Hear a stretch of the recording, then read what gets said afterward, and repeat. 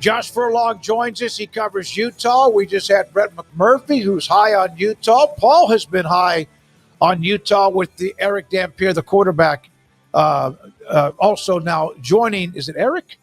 Yeah, Eric Dampier, the quarterback out of New Mexico. Josh, great to have you on. Dampier. Dampier. Devin Dampier about to be a part of what Utah's doing and already on campus. Josh, what are the legitimate expectations that last year was just like a blip on the radar and that everything's back to normal, injuries won't be as bad, the quarterback situation's better? What are the expectations? Yeah, I mean, I believe the expectations are pretty high for this team.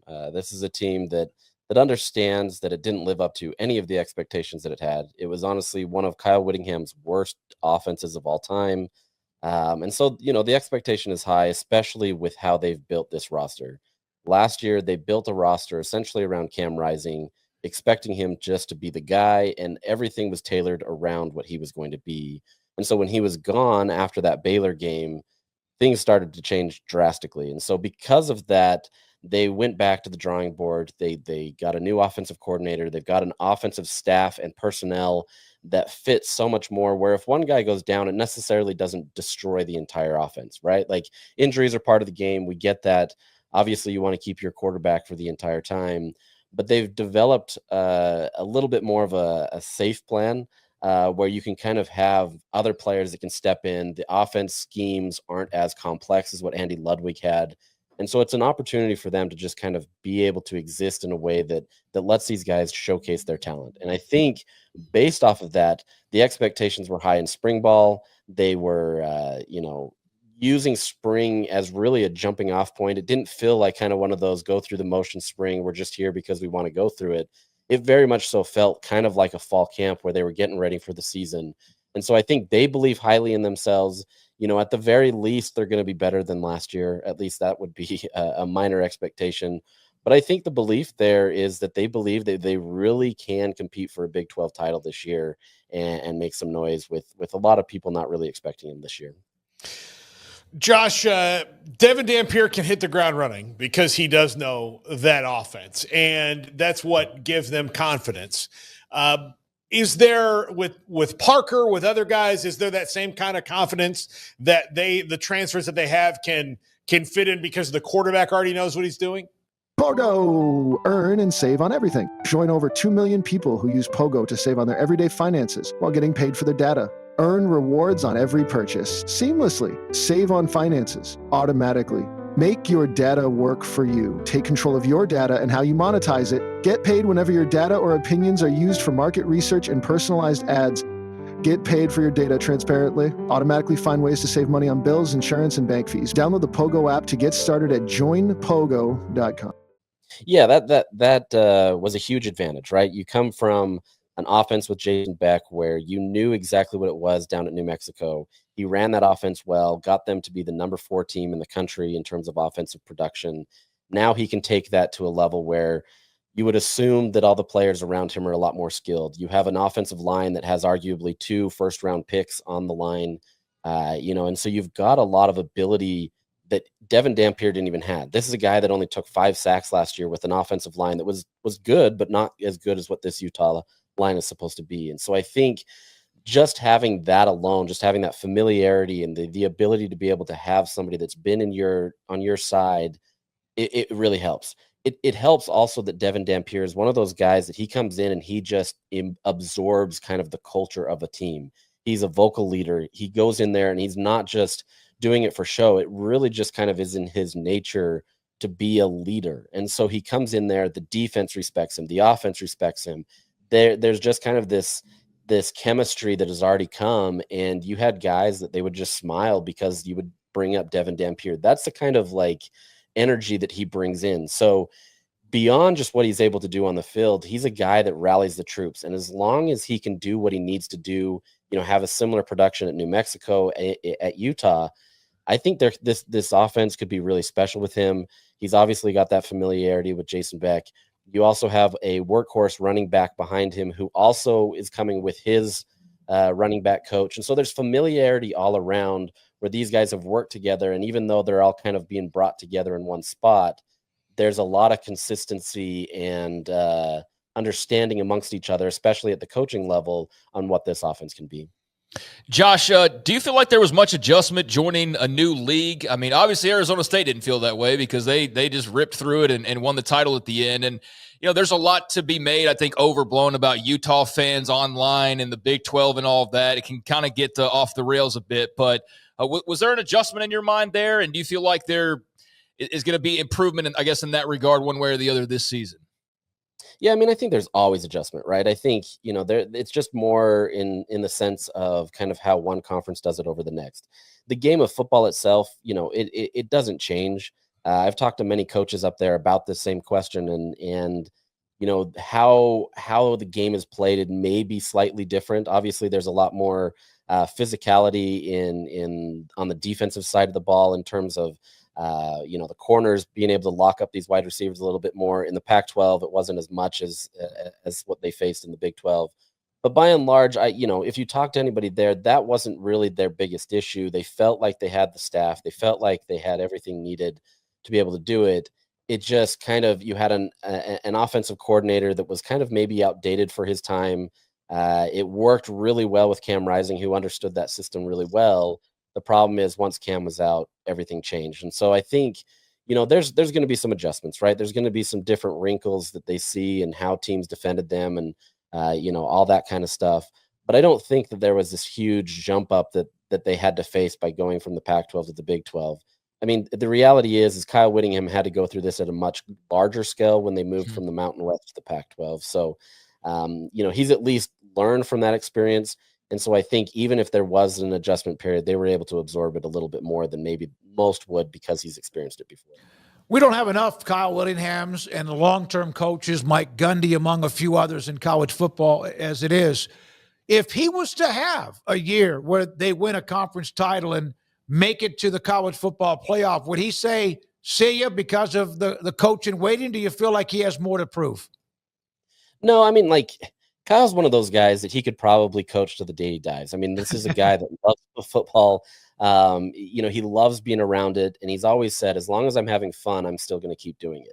With that said, there was a lot of belief last year, a lot of the way that the team was positioning and everything that was going, where it really felt kind of like his last run. And so when the season didn't pan out the way that it was expected to, there was still a belief that he was going to leave, but then it just kind of came down to it is the boosters wanted him there. They want him to be able to kind of go out on a high note. They believe he still has enough in the tank to be able to get them to a Big 12 title, get them to the playoffs, whatever that may be. And so if they do it this year, I wouldn't at all be surprised if he left. I think he wants to go out on a high note, but at the same time, it's really going to come down to, is he still having fun? With that said, though, you have to be cognizant of the guy that you have in the room in Morgan Scalley, who they've promised basically everything to be able to give him the head coaching position. And not that I think Scalley is going to leave, but I think there comes a point where you kind of have to kind of take opportunities if it doesn't present yourself there. So you kind of have this balancing act. How long do you keep Kyle Whittingham versus how long do you move on to the next era? But I think either way, Utah's in a good spot. And I think Kyle Whittingham still has more to give. If there's a pothole that they could step in this year, what is it?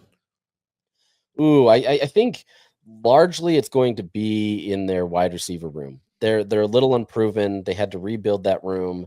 I don't know that that's the biggest issue for them. I mean, it is just based on the lack of experience and not a lot of necessarily guys that are proven, wide receiver one type talent.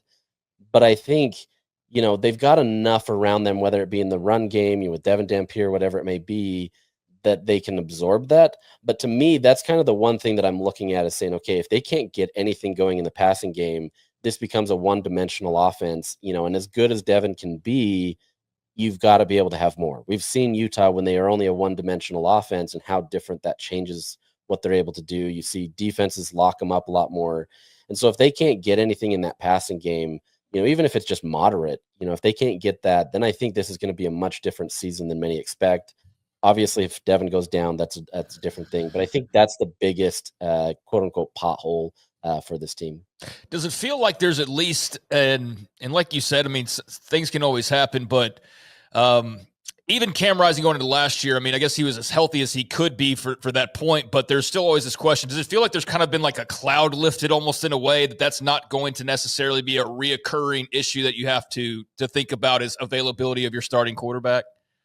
Oh, 100%. I mean, as much as every fan and player on that roster loved and wanted Cam Rising to be there, there was just too much hanging over the program for the last 2 years. Obviously, last year was kind of the big blow up, but it was still the same way the year before. Is Cam going to play? Is he not? What's going to happen? It just kind of casts this cloudy curse, so to speak, over the program that nobody was able to kind of lift. And so when things weren't going right, it was easy for a lot of these players to kind of blame other things, right? Even though the frustration started with not having Cam Rising.